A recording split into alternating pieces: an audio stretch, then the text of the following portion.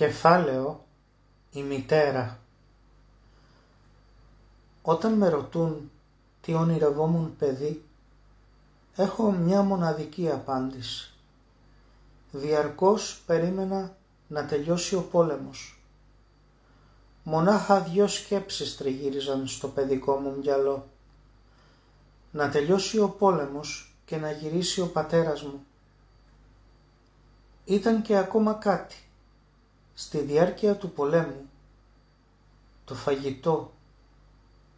φαγητό, πεθαίναμε της πείνας και ο πόθος της τροφής μας ήταν έντονος. Φυσικά δεν ήταν η μόνη μας σκέψη. Έτσι όμως εξηγείται γιατί τα παιδικά μου όνειρα ήταν τόσο περιορισμένα. Τα παιδικά μου χρόνια είναι συνδεδεμένα με τη μητέρα μου. Είναι ευνόητο. Έζησα μαζί της και αυτή μας φρόντιζε. Αυτή μας ανάεθρεψε. Η ζωή της στάθηκε δύσκολη. Είχε τελειώσει το σημερινό Ινστιτούτο Λογοτεχνίας μαζί με τον πατέρα μου. Εκεί γνωρίστηκαν. Όταν όμως μας εγκατέλειψε, αυτή παράτησε τη λογοτεχνία και ασχολούνταν με τα 2 της παιδιά. Έτσι τα παράτησε και έγινε διορθώτρια στο τυπογραφείο του Ζντάνοφ, στην οδό Βαλιόγιαβνα της Μόσχας. Δούλεψε εκεί μέχρι να πάρει σύνταξη.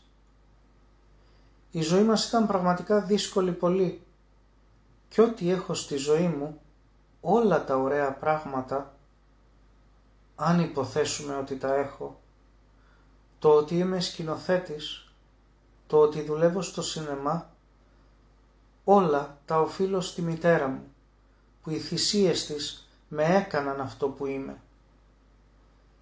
Θυμάμαι μια πολύ δύσκολη στιγμή της ζωής μου. Είχα μπλέξει με κακές παρέες. Ήμουν πολύ νέος, σχεδόν 20 χρονών, και η μητέρα μου με έσωσε με ένα δικό της τρόπο. Με έστειλε να δουλέψω στη Σιβηρία για ένα ολόκληρο χρόνο με μια ομάδα γεωλόγων. Εκεί δούλεψα ως απλός εργάτης. Διέσχισα με τα πόδια όλη τη χιονισμένη, απέραντη τάιγκα. Ακόμα και τώρα η Σιβηρία είναι από τις πιο ευχάριστες αναμνήσεις μου. Ήταν η καλύτερη εποχή της ζωής μου. Ήμουν μόλις 20 χρονών. Κεφάλαιο η αρχή. Σαν παιδί κάτι έψαχνα.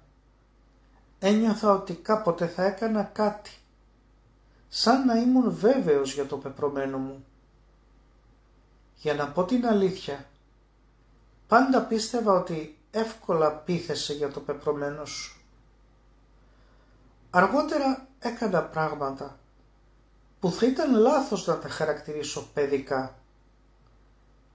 Ήταν απόπειρες προετοιμασίας μου για τη ζωή, για τη μελλοντική μου δραστηριότητα.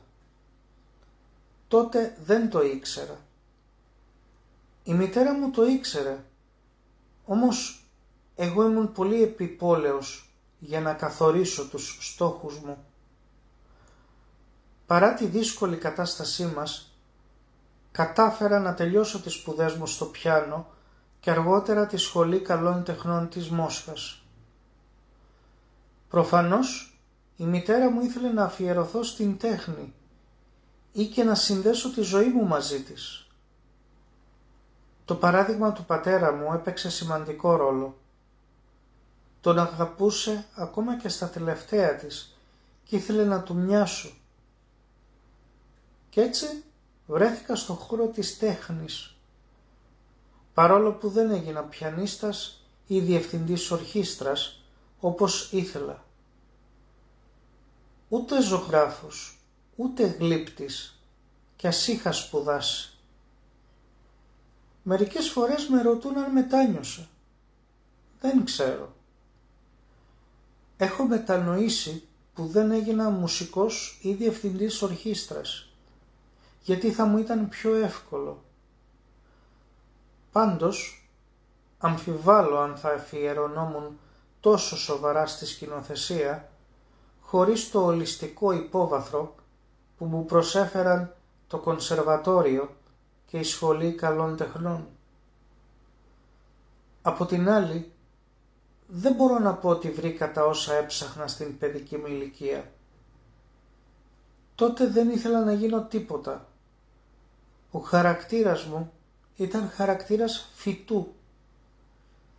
Δεν σκεφτόμουν, αλλά ένιωθα. Προσελάμβανα. Η πρώτη μου εντύπωση από τον κινηματογράφο ήταν πολύ παράξενη. Δεν μπορούσα να καταλάβω περί τίνος πρόκειται.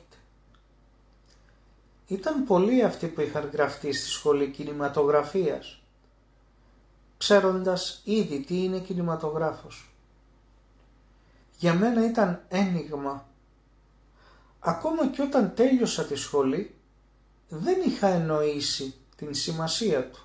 Δεν τον ένιωθα, δεν τον αντιλαμβανόμουν, δεν ήμουν στα μέτρα του.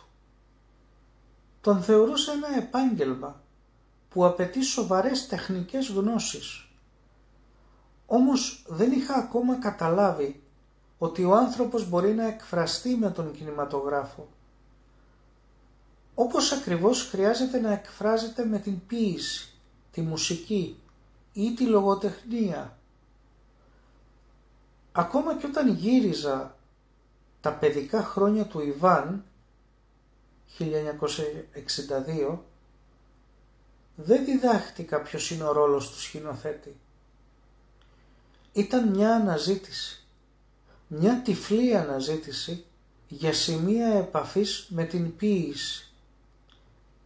Και μόνο όταν τέλειωσα αυτήν την ταινία, κατάλαβα ότι ο κινηματογράφος μπορεί να σε φέρει σε επαφή με την πνευματική ουσία.